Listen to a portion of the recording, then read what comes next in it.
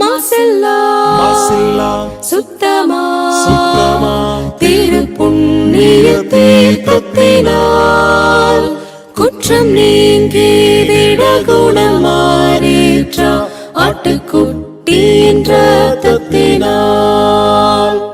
மாசில்லா சுத்தமா திருப்புண்ணிய தீர்த்தத்தினால் குற்றம் நீங்கி விட குணமாறேற்ற ஆட்டுக்குட்டியின் இரத்தத்தினால்.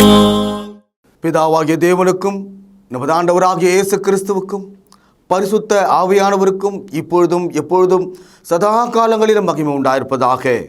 நாம் யாவரும் தேவனை மகிமைப்படுத்தும்படியாக உற்சாகமாக பாடி தேவனை துதித்து அவருடைய நாமத்தை மகிமைப்படுத்துவோமாக.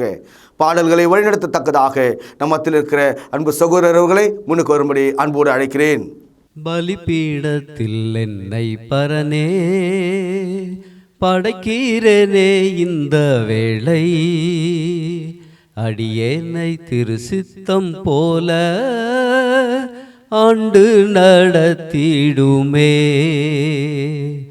அடியேனை திருசித்தம் போல ஆண்டு நடத்திடுமே.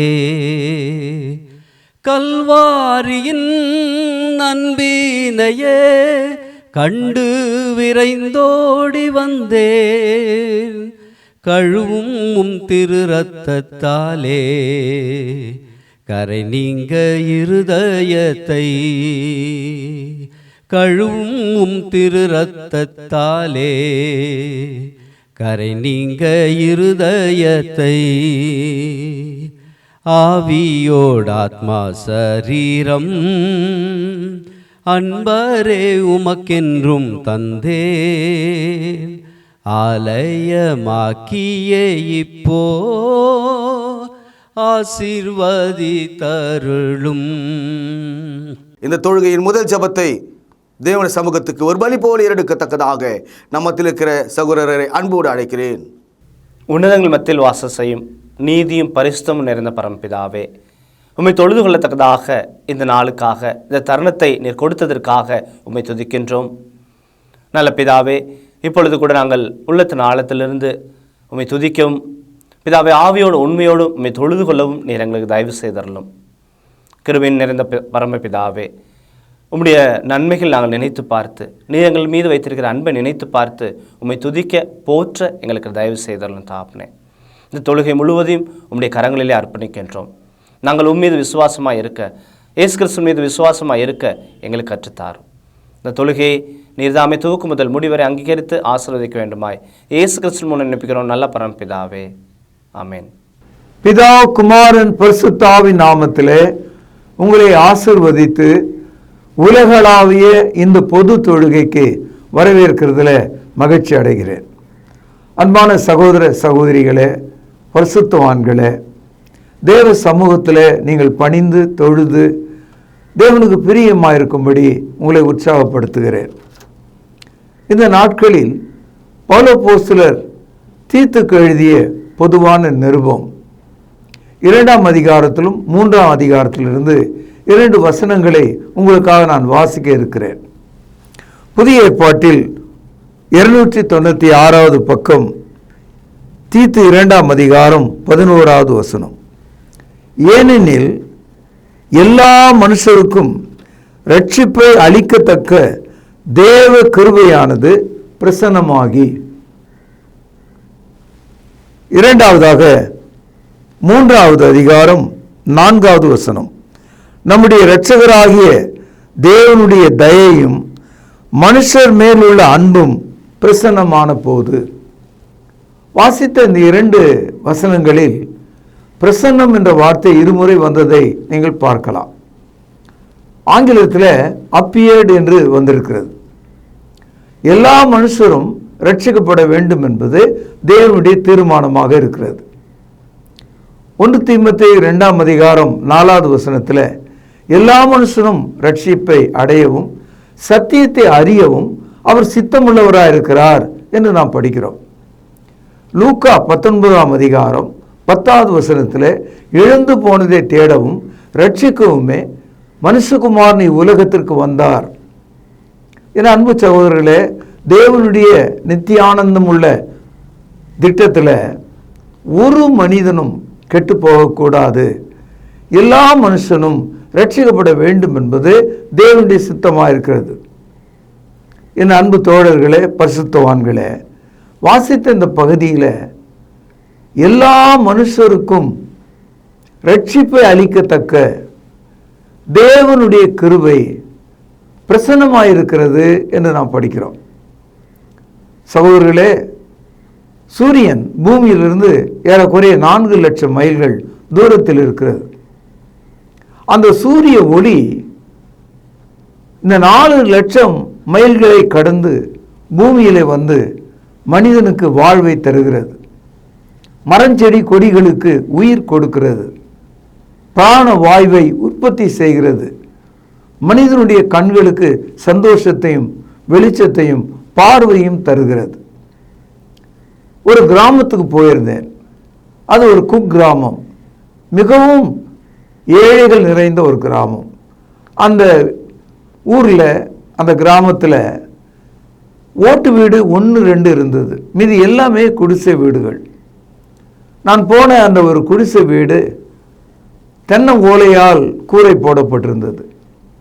அந்த தென்னை ஓலை கூட விரிந்து கிழிந்து போய் தொங்கிக் கொண்டிருந்தது. ஆனால் காலையில் வந்த சூரிய ஒளி அந்த சிறிய ஓட்டையின் வழியாக, அந்த கீற்றின் நடுவில் இருந்த சிறு ஓட்டையின் வழியாக அந்த வீட்டுக்குள்ளே வெள்ளம் போல பாய்ந்து கொண்டிருந்தது. இந்த காட்சியை நீங்கள் பார்த்திருப்பீங்க. எப்படி ஒரு டார்ச் அடித்தால் அந்த ஒளி பாய்ச்சப்படுகிறதோ அவ்விதமாக அந்த சூரிய ஒளி அந்த வீட்டுக்குள்ளே வந்து சேர்ந்தது. ஒரு சிறு தொலையின் வழியாக கூட சூரிய ஒளியானது மனிதனை சந்திக்கிறதை நான் பார்க்கிறேன். என் அன்பு தோழர்களே, இந்த சூரிய ஒளி இருளை நீக்கி மனிதனுக்கு வெளிச்சத்தை தந்து அவன் இருதயத்துக்கு சந்தோஷத்தை கொடுக்கிறது. பிரசன்னம், அப்பியர் என்ற அந்த வார்த்தை இதுதான். எங்கோ இருக்கும் சூரியன் தன் வெளிச்சத்தை உன் கண்களுக்கு முன்பாக அது வெளிப்படுத்துகிறது. எல்லா மனுஷருக்கும் ரட்சிப்பை அளிக்கத்தக்க தேவனுடைய கிருபை பிரசன்னமாயிருக்கிறது என்று சொல்கிறார். இங்கே தேவன் தமது கிருபையை வெளிச்சம் போல உங்கள் மீது பாய்ச்ச விரும்புகிறார். இந்த கிருபை என்ற வார்த்தையை ஆங்கிலத்தில் கிரேஸ் என்று சொன்னாலும் அதற்கு ஒரே ஒரு அர்த்தம் தான் இருக்கு. அது தேவனுடைய ஈவு. It's a gift of God. கிருபையினாலே விசுவாசத்தை கொண்டு ரட்சிக்கப்பட்டீர்கள். இது உங்களால் ஆனது அல்ல, இது தேவனுடைய ஈவு. ஒருவரும் பெருமை பாராட்டாதபடிக்கு தேவன் இதை செய்திருக்கிறார். அவர் salvation, it is a gift of God. தேவனுடைய ஈவாக இருக்கிறது. அன்பு தோழர்களே, தேவன் தமது கிருபையை unmerited favour, you cannot buy it, ஒரு வாங்க முடியாது, அதற்கு ஒரு விலை சொல்ல முடியாது, அதனுடைய மதிப்பு அவ்வளோ பெரியது. தேவன் தமது முகத்தில் உள்ள அந்த கிருபையை எல்லா மனிதனுடைய ரட்சிப்புக்காக அவர் காண்பிக்கிறார். அன்பு சகோதரர்களே, தீத்து 3ஆம் அதிகாரம் 4வது வசனத்தில் நம்முடைய இரட்சகராகிய தேவனுடைய தயையும் மனுஷர் மேலுள்ள அன்பும் பிரசன்னமான போது, மறுபடியும் பிரசன்னம் என்ற வார்த்தையை நாம் இங்கே படிக்கிறோம். இந்த இடத்துல தேவனுடைய தயவும் மனுஷர் மேல் உள்ள அன்பும். அன்பு சகோதரர்களே, தயை என்ற வார்த்தையை ஆங்கிலத்தில் ஃபேவர் என்று சொல்கிறார்கள், அல்லது கைண்ட்னஸ் என்று சொல்கிறார்கள். தேவன் தமது அன்பை வெளிப்படுத்தும் போது தயவாக அதை வெளிப்படுத்துகிறார், அன்பாக வெளிப்படுத்துகிறார்.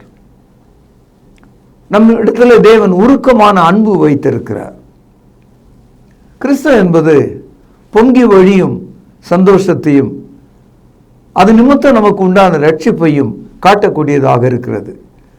Christian salvation, it is a bubbling joy based on God's grace and His favor and love. அன்பு தோழர்களே, இப்படிப்பட்ட இந்த ரட்சிப்பை நீங்கள் அடைந்து அது நிமித்தம் தேவனுடைய பிள்ளைகளாக வாழுகிறீர்கள். நீங்கள் உங்களுடைய குடும்பமும் உங்கள் சமுதாயமும் இந்த ரட்சிப்பை அடையத்தக்கதாக நீங்கள் உங்கள் நேரத்தை செலவு செய்ய வேண்டும், பாடுபட வேண்டும், பகிர்ந்து கொடுக்க வேண்டும். உங்கள் குடும்பத்தாருக்கு அதை நீங்கள் கொடுக்க வேண்டும். நல்ல பாலை கறந்து பிள்ளைகளுக்கும் பெரியவர்களுக்கும் புகட்டுவதற்காக கொடுப்பது போல தேவனுடைய கிருபையை, அவருடைய தயவை, அவருடைய அன்பை பேசும் உதடுகளும் நன்றி செலுத்தும் பாடல்களும் விருப்பமாக சொல்லும் சுவிசேஷமும் உங்களுக்கு தேவையாக இருக்கிறது. அன்பான என் சகோதரர்களே, இந்த உலகத்தில் தேவனுடைய வெளிச்சத்தை தடை செய்ய சத்துரு ஒருவன் இருக்கிறான். தேவனுடைய வெளிச்சம் வராதபடிக்கு தடை செய்கிறான். 2 கொரிந்தியர் 4வது அதிகாரம் 4வது வசனம்.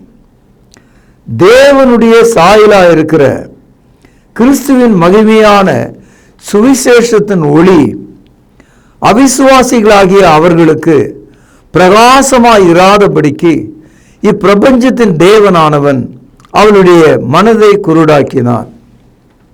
தேவனிடத்திலிருந்து புறப்படும் தேவ கிருபை, தேவ தயவு, அன்பு, நம்முடைய ரட்சிப்புக்கான பேரொளி, அதை தடை செய்யும் சாத்தான் நம்முடைய இருதயத்தில் அந்த வெளிச்சம் பாயாதபடிக்கு, தோன்றாதபடிக்கு நம்மை குருட்டாட்டம் செய்கிறான்.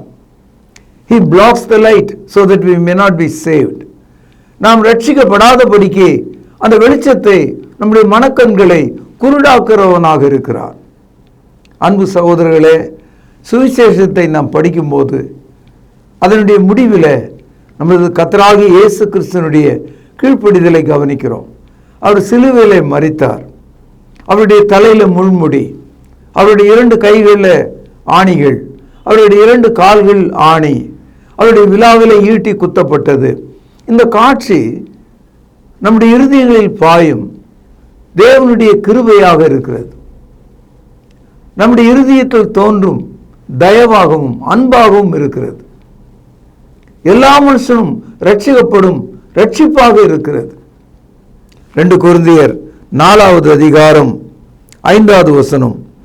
இருளில் இருந்து வெளிச்சத்தை பிரகாசிக்க சொன்ன தேவன் இயேசு கிறிஸ்துவின் முகத்தில் உள்ள தமது மகிமையாகிய அறிவாகிய ஒளியை தோன்ற பண்ணும் பொருட்டாக எங்கள் இருதயங்களில் பிரகாசித்தார். ஆங்கிலத்தில் எக்ஸ்க்ளூசிவ் என்ற ஒரு வார்த்தை, அதாவது மிக முக்கியமாக வித்தியாசமான ஒன்றாக இருக்கிறது. என்ன சொல்கிறார்? ஓலை வீட்டுக்குள்ள சின்ன அந்த கண்ணுக்குள்ள 4 லட்சம் மைல்கள் தூரத்தில் உள்ள சூரிய ஒளி மிகவும் ஷார்ப்பாக கூறிய அளவில் அந்த வீட்டுக்குள்ளே பாயுது. அந்த சின்ன ஓட்டைக்குள்ளே அது ஓங்கி பாய்வதை நான் பார்த்தேன். அது மாதிரி இருளில் வாழ்கிற மனிதர்களுடைய இருதயத்தில் இயேசு கிறிஸ்துவனுடைய முகத்தில் உள்ள அறிவாகிய ஒளி அந்த கல்வாரி சிலுவையிலிருந்து நம்முடைய இருதயங்களில் பிரகாசிக்கும்படி சுவிசேஷத்தின் மூலமாக தேவன் செயல்படுகிறார். Gospel is the light of God. It shines in our heart. நம்முடைய இருதயங்களில் அது பிரகாசிக்கிறது. யோவான் எழுதிய சுவிசேஷம் 1வது அதிகாரம் 4வது வசனம். அவருக்குள் ஜீவன் இருந்தது, அந்த ஜீவன் மனுஷனுக்கு ஒளியா இருந்தது. இந்த இடத்துல இயேசு கிறிஸ்துக்குள் இருந்த உயிர், அந்த ஜீவன் வெளிச்சமாக மனிதனுக்கு கொடுக்கப்படுகிறதாம். இப்பொழுது நீங்கள் பார்த்து கொண்டிருக்கிற ஒரு வெளிச்சம் அல்ல, அல்லது சூரியன், சந்திரன், நட்சத்திரம் போன்ற வெளிச்சம் அல்ல, வாழ்வாகிய வெளிச்சம். Life it self A light என்றார். கிறிஸ்துவுக்குள் ஜீவன் இருந்தது, அந்த ஜீவன் மனுஷருக்கு ஒளியா இருக்கிறது. இந்த ஒளி யூதருக்கு மாத்திரமா? நம்ம எல்லாருக்குமே, எல்லா புறஜாதியர்களுக்கும், எனக்கு மட்டுமா? உனக்கும் கூட தான். பாருங்கள், யோவான் எழுதிய சுவிசேஷம் 1வது அதிகாரம் 9வது வசனம். உலகத்திலே வந்து எந்த மனுஷனையும் பிரகாசிக்கிற ஒளியே அந்த மெய்யான ஒளி. எவ்வளவு பெரிதான ஒரு வாக்குத்தத்தம். உலகத்திலே வந்து அந்த ஒளியை கொடுக்கும்போது எனக்கு மட்டும், உனக்கு மட்டும், அல்லது யூதர்களுக்கு மட்டும், மேல் ஜாதி மனிதனுக்கு மட்டும் என்று இல்லாமல் எல்லா மனுஷருக்கும், கிறிஸ்தவம் ஜாதியை தூர எறிந்து, தீண்டாமையை தூர எறிந்து எல்லா மனுஷனுக்கான மதிப்பை கொடுக்கிறது, எல்லா மனுஷனுக்கான ரட்சிப்பை கொடுக்கிறது, எல்லா மனுஷனுக்கான ஒளியை கொடுக்கிறது, எல்லா மனுஷனுக்கான பரிசுத்தத்தை கொடுக்கிறது. என்ற அன்பு தோழர்களே, உலகத்திலே வந்து எந்த மனுஷனையும் பிரகாசிக்கிற ஒளியே அந்த மெய்யான ஒளி. யோவான் எழுதிய சுவிசேஷம் 3வது அதிகாரம் 9வது வசனம். ஒளியானது உலகத்திலே வந்திருந்தும் மனுஷருடைய கிரியைகள் பொல்லாதவைகளாக இருந்தபடியினால் அவர்கள் ஒளியை பார்க்கிலும் இருளை விரும்புகிறதே அந்த ஆக்கினை தீர்ப்புக்கு காரணமாக இருக்கிறது. அதாவது சில பேர் வீட்டை விட்டு வெளியே வர மாட்டான். அப்பா காலை சூரிய ஒளியை பாரு, இன்னும் படுத்து தூங்குறியேனா? இல்லை இல்லை, இதான் ராத்திரி, நான் கண்ணை திறந்து பார்க்க மாட்டேன், வேலைக்கு போக மாட்டேன், நான் இப்படியே கிடப்பேன் அப்படின்னு ஒரு ஆள் சொல்கிறான். அதுபோல் உலகத்தில் ரட்சிப்பின் ஒளி வந்திருந்தோம், அதை ஏற்றுக்கொள்ளாத மனிதன், அதை விசுவாசிக்காத மனிதன், அதை ஒப்புக்கொள்ளாத மனிதன் இருளை விரும்புகிறான். அவன் இருளை விரும்புகிறதுனாலே அவன் ஒளியை வெறுக்கிறான். யோவான் எழுதிய சுவிசேஷம் 3வது அதிகாரம் 20வது வசனம். பொல்லாங்கு செய்கிற எவனும் ஒளியை பகைக்கிறான், தன் கிரியைகள் கண்டிக்கப்படாதபடிக்கு ஒளியின் இடத்தில் வராதிருக்கிறான். ஒரு உதாரணம் சொல்கிறேன். கொலைக்காரர்கள், மாபெரும் திருடர்கள், கொள்ளைக்காரர்கள், அவர்கள் பகலில் நடமாட்ட மாட்டாங்க. அவர்கள் பகலில் நடமாட மாட்டார்கள். அவர்கள் இரவில் தான் வெளியே வருவாங்க. எப்படி? பாம்பு முதலானவைகள்லாம் ராத்திரியில் தான் வெளியே வரும். விஷ ஜந்துக்கள்லாம் பார்த்தீங்கன்னா இரவில் தான் வரும். மனிதர்கள் ஏன் பகலை விரும்புவதில்லை, ஏன் ஒளியை விரும்புவதில்லை? வந்தால் அவனுடைய அடையாளம் தெரிஞ்சிடும், அவன் முகம் தெரிஞ்சிடும். ஆகவே அவர்கள் இருளிலே இருப்பார்கள், இருளிலே பதுங்கி இருப்பார்கள். அதுபோல தான் இயேசு நண்ட வர முடியாத மனிதன் பாவ இருளை விரும்புகிறான். அவனுடைய பாவத்தை தேவ வசனத்தால் கண்டிக்க கூடாதபடிக்கு, கண்டனம் பண்ணாதபடிக்கு, he don't want to convict of his own sin. He rejects God's conviction. தேவன் அவனை கடிந்து கொள்வதை வெறுக்கிறான். அப்படிப்பட்ட மனிதன் இருளில் தான் இருப்பான், விக்கிரக வழிபாடுகளில் இருப்பான், கடவுள் இல்லை என்ற மறுப்பு கொள்கையில் இருப்பான். அவனால் வெளிச்சத்துக்கு வர முடியாது. என் அன்பு தாயே, தகப்பனே, நீங்கள் வெளிச்சத்தின் பிள்ளைகளாய், ராஜாதி ராஜாவுக்கு மகிமை செலுத்துகிற மக்களாய், 1000-10,000 தூதர்களோடு வருகிற நமது ஆண்டவராயிருக்கிற இயேசுவின் வருகைக்கு ஆயத்தமாய் பூமியிலிருந்து தெரிந்து கொள்ளப்பட்ட மக்களாகவும், ஆட்டுக்குட்டியின் இரத்தத்தால் கழுவப்பட்டவர்களாகவும், அவருக்கு முன்பாகவும் பின்பாகவும் ஸ்தோத்திரங்களையும் துதிகளை செலுத்துகிற ஜனமாயும் இருக்கும்படியாக நான் உங்களை ஆசீர்வதிக்கிறேன். திரும்பவும் அந்த வசனத்துக்கு நாம் திரும்புவோம். ஏனெனில் எல்லா மனுஷருக்கும் ரட்சிப்பை அளிக்கத்தக்க தேவனுடைய கிருபையானது, தேவனுடைய கிருபையானது, மீண்டும் வாசிக்கிறேன். ஏனெனில் எல்லா மனுஷருக்கும் ரட்சிப்பை அளிக்கத்தக்க தேவ கிருபையானது பிரசன்னமாயிருக்கிறது. எவ்வளவு அருமையான ஒரு வசனம். இந்த வசனத்தை பிடித்துக்கொள் மகனே, இந்த வசனத்தை ஏற்றுக்கொள் மகளே. உனக்கு தேவன் இந்த வெளிச்சத்தை தந்திருக்கிறார். நீ மரணத்தின் நிழலில் உட்கார்ந்திருக்கிறாய். You are sat on the wedge of death. மரணத்தினுடைய எல்லையில் நீங்கள் இப்பொழுது பதுங்கி கொண்டிருக்கிறீங்க. உங்கள் மீது அருணோதயம் பிரகாசிக்கும்படி அவரிடத்தில் திரும்பும்படியாய் கேட்கிறேன். லூக்கா எழுதிய சுவிசேஷம் 1வது அதிகாரம் 77வது வசனம். நமது தேவனுடைய உருக்கமான இரக்கத்தினாலே அவருடைய ஜனத்துக்கு பாவ மன்னிப்பாகிய இரட்சிப்பை தெரியப்படுத்தவும் அவருக்கு முன்னாக நடந்து போய் அந்தகாரத்திலும் கவனிங்கள் மரண இருளிலும் உட்கார்ந்திருக்கிறவர்களுக்கு வெளிச்சம் தரவும் நம்முடைய கால்களை சமாதான வழியிலே நடத்தவும் அவ்விரக்கத்தினாலே உன்னதத்திலிருந்து தோன்றிய அருணோதயம் நம்மை சந்திக்கிறது என்றார். அன்பு சகோதரர்களே, அருணோதயம் அதாவது விடியற் காலையில் ஒரு 5:30 மணிக்கு கடற்கரையில் ஒரு முழு சூரியனை சிவப்பாக நாம் பார்க்கலாம். அதை அருணோதயம் என்று நாம் சொல்கிறோம். விடியற் காலையில் நாம் காணும் அந்த சூரிய ஒளி மிக அழகாக தன் கிரணங்களை பாய்ச்சுகிறது. நம்முடைய இருதயங்களில் ஒளி பிரகாசிக்கிறதே அது ஒரு அருணோதயத்தை போல் இருக்கிறதா. மரண இருளில் மரண வாசலில் உட்கார்ந்திருந்தவர்கள் மீது தேவன் தமது ஒளியை காண்பிக்கிறார். இந்த அற்புதமான நற்செய்தி உங்களுக்கு ஆறுதலும் தேறுதலும் நம்பிக்கை உண்டாக்கவும் கீழ்ப்படியாத மக்கள் மனம் திரும்பத்தக்கதாகவும் தேவ வெளிச்சமாகிய இரட்சிப்பை அடையத்தக்கதாகவும் உங்களை ஆசீர்வதித்து இந்த தேவ வசனங்களை கொண்டு உங்களை நான் ஆசீர்வதிக்கிறேன். பிரார்த்தனை செய்வோம். அன்பான தகப்பனே, அருணோதயம் மரண வாசலில் உட்கார்ந்திருந்தவர்கள் மேல் பிரகாசித்தது போல எங்கள் இருதயங்களில் தேவனுடைய கிருபை பிரசன்னமானதுக்காய் ஸ்தோத்திரம். உமது ஜனத்தை ஆசீர்வதியும் ரட்சித்தருளும். ஆண்டவரும் கர்த்தரும் இரட்சகருமாக இருக்கிற இயேசுவின் நாமத்தில் ஜெபம் கேளும் ஜீவனுள்ள எங்கள் நல்ல பிதாவே, ஆமென். நம்முடைய கர்த்தராகிய இயேசு கிறிஸ்துவின் கிருபையும் பிதாவின் அன்பும் பரிசுத்த ஆவியானவரின் ஆசீர்வாதமும் வழி நடத்துதலும் நம் அனைவரோடும் சதா காலமும் நிலைத்திருப்பதாக. ஆமென். கர்த்தருடைய பந்தியிலே பங்கு கொள்ளும்படி நம்மை நாமே ஆயத்தப்படுத்துவோம். ஆண்டவராகிய இயேசு கிறிஸ்து காட்டி கொடுக்கப்பட்ட அன்று ராத்திரியிலே அப்பத்தை எடுத்து ஆசீர்வதித்து, இதை பிட்டு நீங்கள் வாங்கி புசியுங்கள், இது உங்களுக்காக பிற்கப்படுகிற என்னுடைய சரீரமாய் இருக்கிறது என்று சொல்லியிருக்கிறார். அப்பத்திற்காக நாம் ஜெபித்து இதில் பங்கு கொள்வோம்.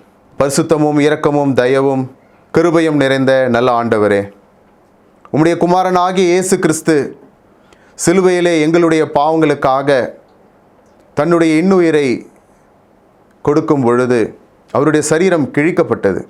அதற்கு ஒப்பாக இங்கு புளிப்பில்லாத அப்பம் இது வைக்கப்பட்டு இருக்கிறது. அப்பா, நீர் இந்த அப்பத்தை எங்களுக்கென்று ஆசீர்வதித்து தரும்படி விலையேற பெற்ற இயேசு கிறிஸ்துவனுடைய நல்ல நாமத்தினாலே இந்த ஜெபத்தை ஏறெடுக்கிறோம் அன்பின் பிதாவே, ஆமேன். அவர் அந்தபடியே பாத்திரத்தையும் எடுத்து, இந்த பாத்திரம் என் இரத்தத்தினால் ஆகிய புதிய உடன்படிக்கையாய் இருக்கிறது, என்னை நினைவு கூறும்படி இதை செய்யுங்கள் என்று சொல்லியிருக்கிறார். நாமும் கூட அவ்வண்ணமாகவே இதில் செய்யும்படியாக நாம் ஒன்று சேருவோம். தேவன் இந்த ரசத்தை ஆசீர்வதித்து தரும்படி நாம் ஜெபிப்போம். வானத்தையும் பூமியும் உண்டாக்கின சர்வ வல்லமையுள்ள எங்கள் நல்ல பிதாவே, என்னை நினைவு கூறும்படி இதை செய்யுங்கள் என்று சொல்லியிருக்கிறபடியே நாங்கள் செய்யும்படி வந்து நிற்கிறோம். இந்த ரசத்தை நீர் ஆசீர்வதித்து தாரும். குற்றமில்லாத மாசற்ற இதோ தகப்பனே, அந்த ரத்தம் எங்களுடைய பாவங்களுக்காக சிந்தப்பட்டது என்பதை நாங்கள் நினைத்து இதில் பங்கு கொள்ளும்படி, பயபக்தியோடு பங்கு கொள்ளும்படி எங்களை உற்சாகப்படுத்தும். எங்களை தாழ்த்துகிறோம். இந்த ரசத்தை நீர் ஆசீர்வதித்து தாரும். இயேசுவின் நல்ல நாமத்தில் இந்த ஜெபத்தை எடுக்கிறோம் அன்பின் பிதாவே, ஆமேன். தேவனுடைய சமூகத்தில் தேவனுக்கு மிக பிரியமான ஒரு தொழுகையை செய்து கொண்டிருக்கிறோம். இதை தொடர்ந்து தேவனுக்கு பிரியமான ஒரு பலியாக நம்முடைய கையின் பிரயாசங்களை தேவனுடைய சமூகத்துக்கு கொண்டு வருவோம். தேவன் கொடுத்தவைகள் இவைகளிலிருந்து நாம் எடுத்து தேவனுக்கு உற்சாகமாக கொடுப்பதற்கு நாம் ஒப்புக் கொடுப்போமாக. சபையின் அறிவிப்புகள், வியாதிப்பட்டவர்களை நினைவு கொள்ளுங்கள். விசேஷமாக ரட்சிக்கப்படாத மக்கள், அது உங்கள் நண்பர்களாக இருக்கலாம் அல்லது உங்கள் உறவுகளாக இருக்கலாம், அவர்கள் ரட்சிக்கப்படுவதற்காக தேவனுடைய சமூகத்தில் நாம் யாவரும் ஒன்று சேர்ந்து ஜெபம் செய்வோம். தேவனை ஆவியோடும் உண்மையோடும் நாம் தொழுது கொண்டோம். இந்த தொழுகையின் நிறைவு ஜெபத்தை நம்மத்தில் இருக்கிறதான சகோதரர் ஒருவர் முன்வந்து ஜெபித்து இந்த தொழுகையை நிறைவு செய்து தரும்படி அன்பாய் கேட்டுக்கொள்கிறேன். பரலோகத்திலே வாசமாயிருக்கிற எங்கள் நல்ல பிதாவே, உம்முடைய வார்த்தையினால் எங்களை சந்தித்ததற்காக உமக்கு ஸ்தோத்திரம். அண்ட சராசரங்களின் மீது அதிகாரமுடையவராகிய உமக்கு எங்களை தாழ்த்தி ஒப்புக் கொடுக்கிறோம். வார்த்தையினால் சர்வத்தையும் தாங்குகிற எங்கள் ஆண்டவர் இயேசு கிறிஸ்துவின் கீழாக எங்களை ஒப்புக் கொடுக்கிறோம். நாங்கள் எதையுமே செய்ய முடியாது, ஆனால் பரிசுத்த ஆவியின் பலத்தினாலே செய்ய முடியும் என்பதனால் அந்த பரிசுத்த ஆவியானவருடைய ஆளுகைக்கு எங்களை ஒப்புக் கொடுக்கிறோம். தொடர்ந்து எங்களையும் எங்கள் வீட்டாரையும் பிள்ளைகளையும் ஆசீர்வதிப்பீராக. வியாதியை சுகமாக்கும், பலவீனங்களை நீக்கும், பலவிதமான பாரங்கள் நின்று விடுதலை செய்யும். உம்முடைய மக்களுக்கு வேண்டிய சமாதானத்தை தாரும். ஆண்டவர் இயேசு கிறிஸ்துவின் மூலமாகவே நாங்கள் பிழைக்கிறோம், அவருடைய கிருபையினால் வாழுகிறோம். உம்மையை கனப்படுத்தி ஸ்தோத்திரித்து ஆண்டவரும் இரட்சகரும் ஆகிய இயேசு கிறிஸ்துவின் புண்ணிய நாமத்தில் துதித்து ஜெபிக்கிறோம் நல்ல பிதாவே, ஆமென். அன்பானவர்களே, புதிய ஏற்பாட்டு தொழுகைக்கு திரும்புங்கள். இடம் YMCA வளாகம், ஹைகோர்ட் எதிரில், பிரதி ஞாயிறு காலை 11 மணி அளவில் அன்புடன் அழைக்கிறோம். Come and worship with us every Sunday at 11 AM, YMCA Hall, opposite High Court, Parish Corner. கர்த்தாவே, தேவர்களில் உமக்கு பானவர் யார்? வானத்திலும் பூமியிலும் உமக்கு பானவர் யார்? உமக்கு பானவர் யார்? உமக்கு பானவர் யார்? வானத்திலும் பூமியிலும் உமக்கு பானவர் யார்?